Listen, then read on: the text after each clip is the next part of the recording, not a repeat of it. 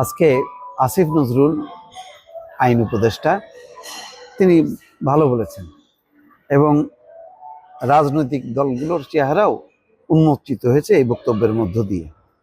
আমার লোক তোমার লোক ব্যাধি থেকে রাজনৈতিক দলগুলোকে বের হতে হবে।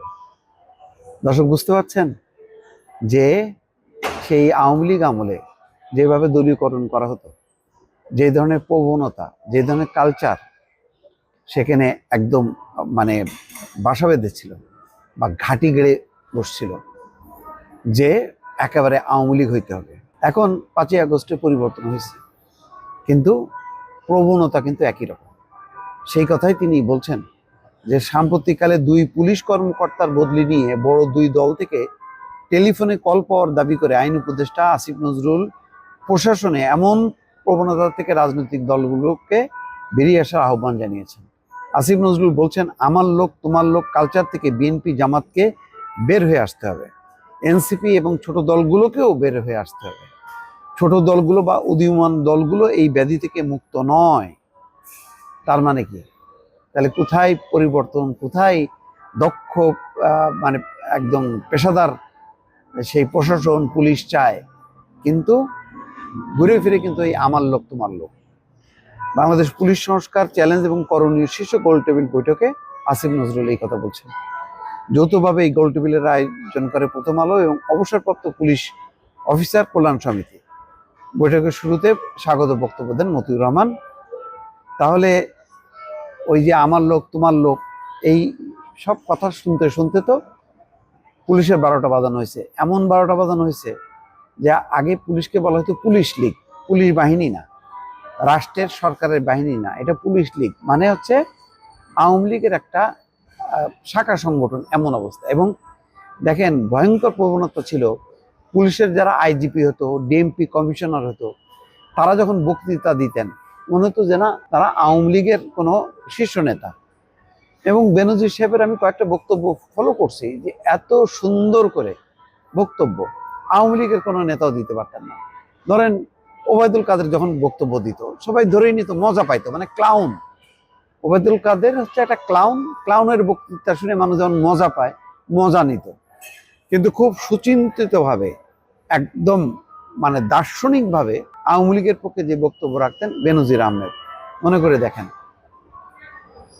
আরো আছে, আসাদুজ্জামান মিয়া থেকে শুরু করে অনেকে এমন ভাব করতেন যে বঙ্গবন্ধু, শেখ হাসিনা, আওয়ামী লীগ এটার বাইরে আর কোনো বস্তু নেই, আর বাকি সব হচ্ছে স্বাধীনতা বিরোধী, রাজাকার স্বাধীনতা বিরোধী। বিএনপি জামাত মানে হচ্ছে স্বাধীনতা মুক্তিযুদ্ধ বিরোধী, এবং তাদেরকে ধরা হবে, মারা হবে, পিটানো হবে, গুম হবে, খুন হবে, কোনো আপত্তি নেই।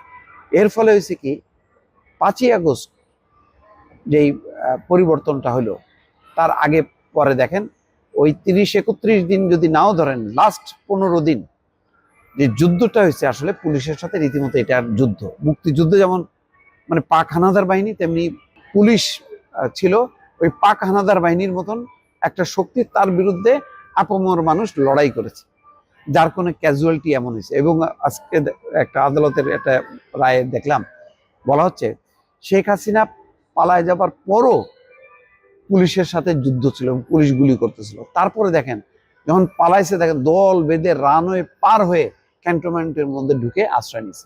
আমার মানে যদি ওই ঢাকার কাছে যদি কোনো সীমান্ত এলাকা থাকতো ভারতের, তাহলে ওই সীমান্ত পাড়ি দিয়ে মানে দৌড়ায় ঢুকে যেত। এটা অনেকেই দেখেছে, রাতের বেলা বিভিন্ন থানা থেকে, রাজারবাগ থেকে পুলিশ বেড়ে শুধু দৌড়াচ্ছে, তারপরে রানওয়ের ভিতর দিয়ে ওই ক্যান্টনমেন্টে যে আশ্রয় নিছে। হাজার হাজার পুলিশ, সারা বাংলাদেশে থানাগুলো জ্বলছে। এটা তো মনে হচ্ছে যেন একটা মুক্তিযুদ্ধের সময় যাওয়া হয়, তাই হয়েছে। কিন্তু কারণ এই যে চূড়ান্ত দলীয়করণ। এখন প্রশ্ন হলো যে সেই জায়গা থেকে কি আমরা ফিরতে পারছি? না, এখনো বেছে বেছে মানে আমার লোক তোমার লোক। ওই যে বহু ওসিএসপি হয়ে গেছে বিএনপি, বহু ওসিএসপি হয়ে গেছে জামাত, এইভাবেই চলছে। কারণ ওই তারা একটা নিরাপত্তা চায়, তারা পেশাদার, তারা দল নিরপেক্ষ থাকতে চায়, কিন্তু সেই আবহাওয়াটা তো রাজনৈতিক দলগুলো তৈরি করে দেবে।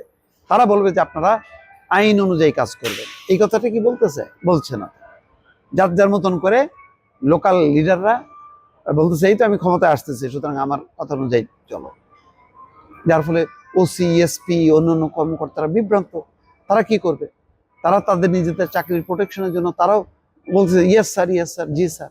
অনেক আবার ওই যে স্ট্যাটাসও দিচ্ছে, যার জন্য বদলিও হচ্ছে। ওই আগের আমলের মতন মনে করতেছে যে ওই সময় তো আওয়ামী লীগের কথা বলে অনেকে তার ভাগ্য বদলাইছে, এখন পরিবর্তিত পরিস্থিতিতে বিএনপির কথা বলে অথবা জামাতের কথা বলে আমি আমার ভাগ্যের পরিবর্তন করব। এখন এই জায়গা থেকে বের করে দিতে পারে বা মুক্তি দিতে পারে রাজনৈতিক দলগুলো। এখন সেটা দেবে কিনা, সেটা যে দিচ্ছে না আসিফ নজরুল, সেই বিষয়টা খোলাসা করলেন আজকে।